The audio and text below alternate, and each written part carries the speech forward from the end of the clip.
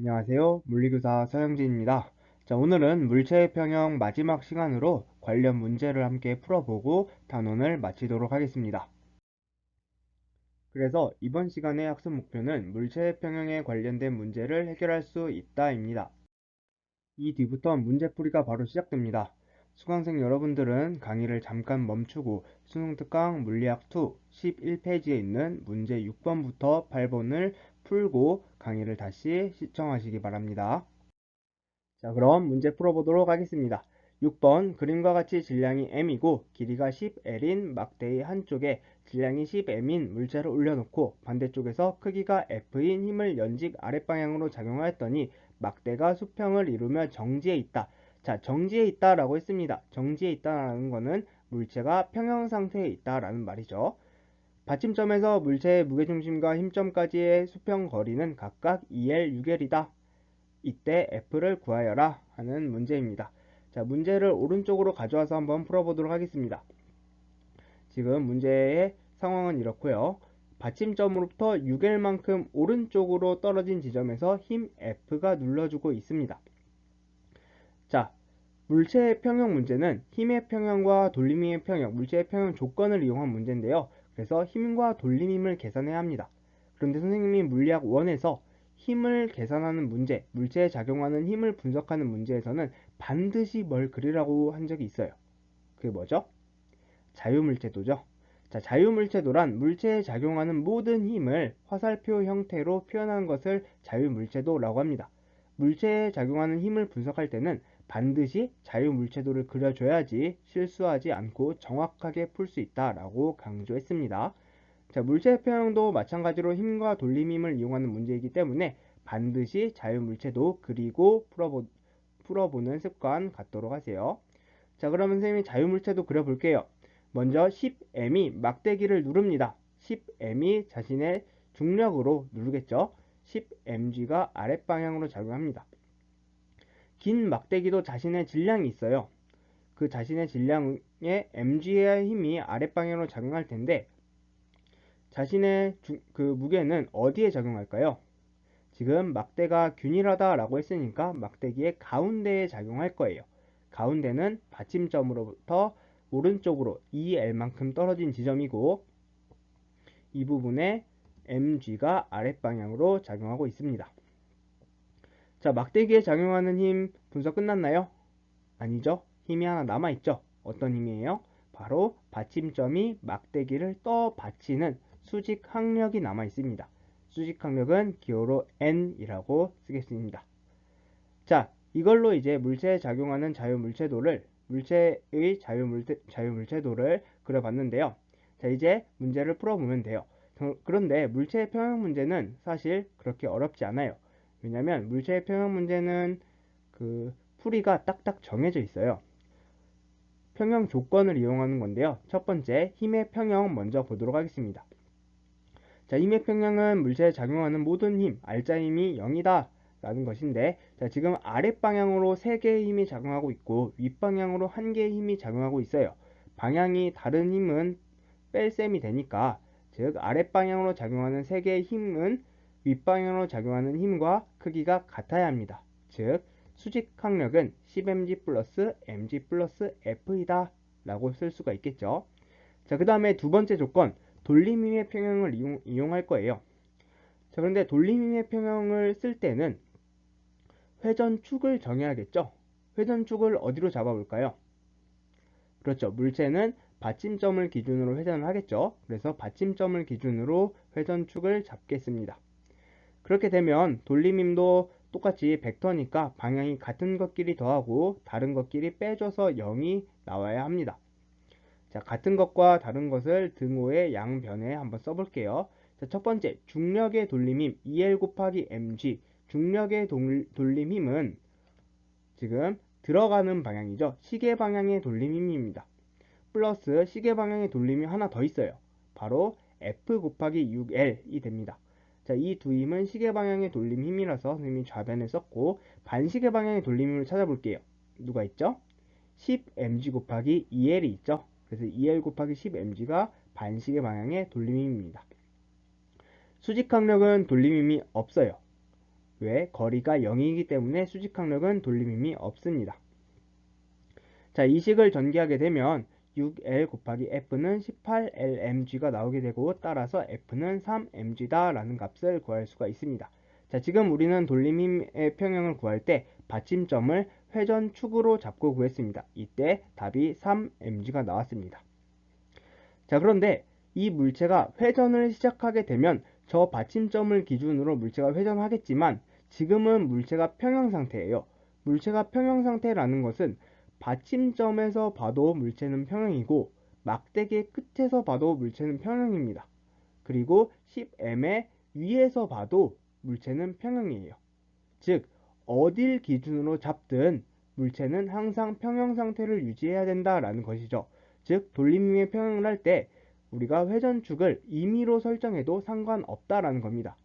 자, 그렇다면 돌림힘의 평형을 구할 때 회전축을 다른 곳으로 한번 잡고 구해보면 어떨지 한번 계산을 해보도록 하겠습니다. 자, 두 번째는 막대 왼쪽 끝을 선생님이 회전축으로 잡아볼게요. 물론 저쪽을 기준으로 회전하지는 않겠지만 지금 힘의 평형이기 때문에 어딜 회전축으로 잡든 상관없다라는 거예요. 한번 계산을 해보도록 하겠습니다. 자, 차례대로 한번 계산을 해볼게요. 처음에 10mg가 지금 시계 방향의 돌림힘을 작용하죠. L 곱하기 10mg의 돌림힘이 작용하고, 수직항력이 이번엔 돌림힘이 생겼어요. 수직항력이 거리가 생겼기 때문에 돌림힘이 생겼습니다. 수직항력의 돌림힘은 3L 곱하기 N인데 얘는 반시계 방향의 돌림힘이에요. 그래서 빼줄게요. 그리고 중력이 작용하는 돌림힘은 5L 곱하기 mg입니다. 얘는 시계 방향의 돌림힘이니까 더해주고, 마지막으로 우리가 눌러주는 힘이 작용하는 돌림힘은 9L 곱하기 F가 되겠죠. 얘도 마찬가지로 시계 방향의 돌림힘이니까 더해줄게요.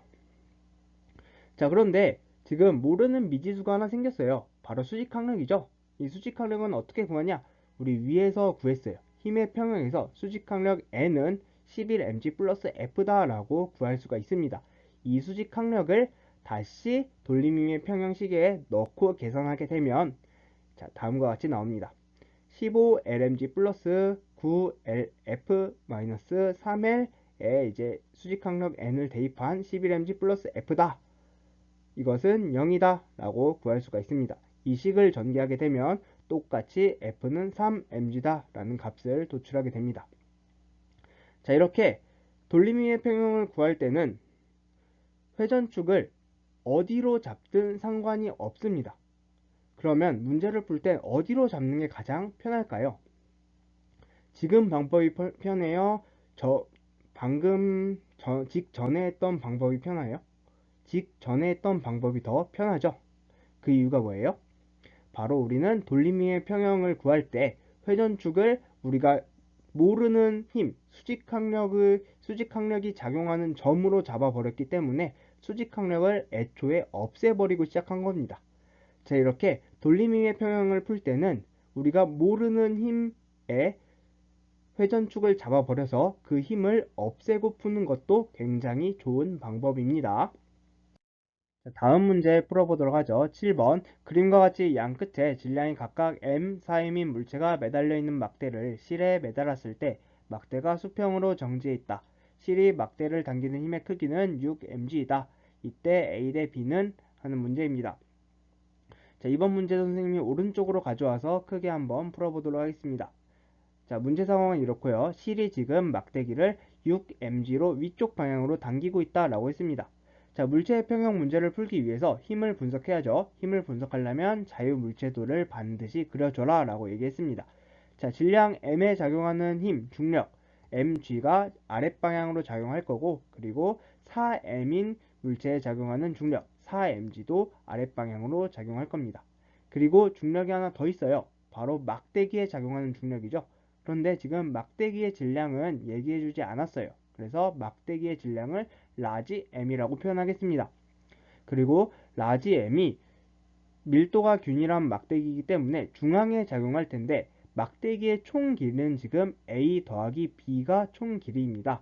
그래서 막대기의 중앙은 A 더하기 B를 반으로 나눈 값이 막대기의 중앙이 되겠죠. 바로 이 지점에 질량 라지 mg가 작용하게 됩니다. 자, 이 막대기의 중앙으로부터 실까지의 길이는 어떻게 될까요? 막대기의 처음부터 실까지의 길이가 a고 막대기의 처음부터 중앙까지의 길이가 2분의 a 플러스 b니까 둘을 빼준 2분의 a 마이너스 b가 막대기의 중앙으로부터 실까지의 길이죠. 자, 이렇게 하면 자유물체도는 끝났습니다. 이제 물체의 평형, 힘을 분석해 보도록 할게요. 첫 번째, 힘의 평형입니다. 힘의 평형은 아래로 작용하는 힘과 위로 작용하는 힘의 크기가 같아야 하죠. 즉, mg 플러스 라지 mg 플러스 4mg는 6mg가 되어야 합니다. 자, 이 식을 계산해 보면 라지 mg는 스몰 mg가 나오게 되고 따라서 라지 m은 스몰 m이다 라는 것을 구할 수가 있죠. 자, 두 번째, 돌림힘의 평형입니다. 돌림힘의 평형은 선생님이 앞에서 풀었듯이 회전축을 어디로 잡든 상관없습니다. 자, 선생님이 이번에는 회전축을 실이 회전축일 때로 한번 잡아보고 풀어보도록 하겠습니다. 자, 실을 회전축으로 잡게 되면 지금 돌림힘 토크는 라지 mg와 스몰 mg는 같은 방향이에요. 지금 나오는 방향, 반시계 방향으로 라지 mg와 스몰 mg의 토크는 같습니다. 그리고 4mg는 들어가는 방향으로 시계 방향입니다. 그래서 라지 mg와 스몰 mg가 만든 토크의 크기와 4mg가 만든 토크의 크기는 같아야 되겠죠. 즉 a 곱하기 mg와 플러스 2분의 a-b 곱하기 라지 mg는 b 곱하기 4mg랑 같아야 합니다. 여기서 라지 m은 스몰 m이었기 때문에 이 식을 더 전개해보면 1.5amg는 4.5bmg다 라고 구할 수가 있습니다. 즉 a 대 b는 3대 1이다 라는 걸 구할 수 있겠죠. 그래서 답은 2번입니다. 자, 이번에는 똑같은 문제인데 이번에는 회전축을 바꿔서 한번 풀어보도록 하겠습니다. 자, 이번에는 질량 중심을 회전축으로 한번 잡아볼게요. 질량 중심을 회전축으로 잡게 되면 스몰 mg와 6mg가 지금 같은 방향의 토크를 작용하게 되고 4mg는 혼자 반대 방향의 토크를 작용합니다. 그럼 돌림힘의 평형을 계산해 볼게요. 스몰 mg가 2분의 a 플러스 b만큼 떨어진 지점에서 작용하는 토크 2분의 a 플러스 b 곱하기 mg 플러스 6mg가 2분의 a-b만큼 떨어진 곳에서 작용하는 토크 2분의 a-b 곱하기 6mg는 4mg가 작용하는 토크 2분의 a 플러스 b 곱하기 4mg를 이용해서 계산해보면 식을 전개해보면 3.5amg 마이너스 2.5bmg는 2amg 플러스 2bmg가 나오게 되고 이 식을 또 전개해보면 똑같이 1.5amg는 4.5bmg 즉 a 대 b는 3대 1이다 라고 해서 똑같은 결과값을 구할 수가 있겠죠. 자, 이번에는 돌림힘의 평형을 이용해서 회전축을 질량 중심으로 잡았기 때문에 라지 m은 스몰 m이다를 구했던 힘의 평형에서 구했던 그 조건을 따로 유도하지 않아도 풀 수 있었어요. 반면에 지금 거리가 조금 복잡하게 나왔기 때문에 좀 더 돌림힘의 평형을 계산할 때는 조금 더 복잡해졌죠. 자, 중요한 건 이렇듯 돌림힘의 평형 문제를 풀 때는 회전축을 어디로 설정해서 어떤 힘을 없앨 것인가를 정해주는 게 좋습니다. 이 과정에서 문제를 어쩌면 굉장히 쉽게 풀 수도 있고 어쩌면 굉장히 복잡하게 풀 수도 있습니다. 자, 벌써 마지막 문제입니다. 8번 그림과 같이 벨트로 연결된 축바퀴 AB가 정지해 있다. A의 안쪽과 바깥쪽 바퀴의 반지름은 각각 AB이고 B의 안쪽과 바깥쪽 바퀴의 반지름은 각각 CD이다. A의 안쪽 바퀴에는 질량이 M인 물체가 실로 연결되어 있고 B의 바깥쪽 바퀴에는 크기가 F인 힘이 작용하며 축바퀴와 벨트는 미끄러지지 않는다. 이때 F를 구하여라 하는 문제입니다. 자, 이번에도 마찬가지로 오른쪽으로 가져와서 풀어보도록 하겠습니다. 왼쪽 축바퀴와 오른쪽 축바퀴가 있는데 오른쪽 축바퀴의 외축, 바깥축에는 지금 힘 F가 아랫방향으로 잡아당기고 있습니다. 자, 이제 물체의 자유물체도를 그려봐서 이제 어떤 힘들이 더 작용하는지 분석을 해볼게요. 자, 어떤 힘이 있을까요? 질량 M인 물체가 달려 있으니까 당연히 질량 m에 작용하는 중력이 있겠죠. mg가 아랫방향으로 작용하는데 이 질량 m인 물체는 왼쪽 축바퀴의 내축, 안쪽 바퀴에 걸려 있습니다. 그래서 이 mg는 사실 안쪽 축바퀴에 작용하는 토크를 작용한다라고 볼 수 있겠죠. 축바퀴에서 문제는 이 힘 두 개만 있는 게 아닙니다. 지금 축바퀴 두 개가 연결돼 있어요. F를 세게 당기면 어떻게 될까요? 저 왼쪽 축바퀴도 같이 돌아가겠죠? 누구 때문에 돌아갈까요? 바로 벨트에 연결되기 때문에 벨트의 마찰력으로 이 축바퀴가 돌아가게 되는데요. 벨트가 이 축바퀴를 돌린다라고 해서 선생님이 장력으로 표현하겠습니다. 장력은 축바퀴를 감싼 부분에서 다 여러 군데로 다 축바퀴에 닿아 있는 모든 부분에서 작용하겠지만 선생님이 표현하기 쉽게 힘 하나로 대표적으로 표현하도록 하겠습니다. 장력 T가 서로 이렇게 끌어당긴다 라고 생각을 해보도록 할게요. 자, 이때 돌림힘의 표현을 한번 보도록 하겠습니다.